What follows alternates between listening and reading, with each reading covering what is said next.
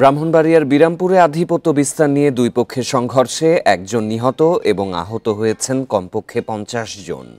এ সময় আগুন দেয়া হয় বেশ কয়েকটি বাড়িতে।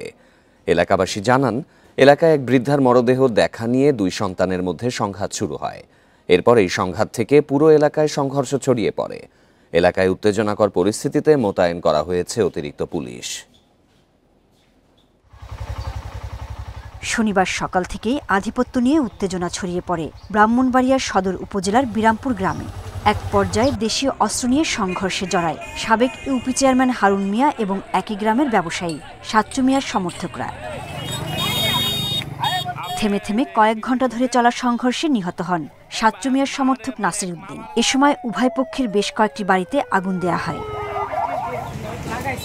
এলাকার লোকজনের দাবি, শুক্রবার গ্রামের এক বৃদ্ধা মোসাম্মদ বেগম মারা যান।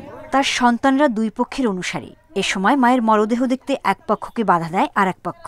এ নিয়ে সূত্রপাত সংঘাতের। 4 ভাই দাফন করে ফেলছে আর 2 বার দেখা দেয় নাই।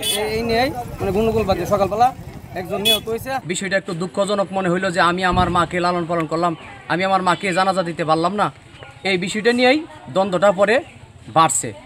অপ্রীতিকর পরিস্থিতি এড়াতে এলাকায় মোতায়েন রয়েছে অতিরিক্ত পুলিশ।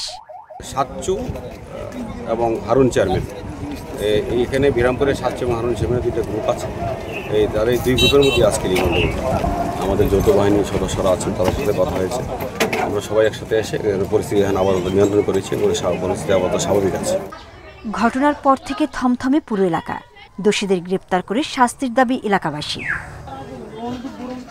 Independent news.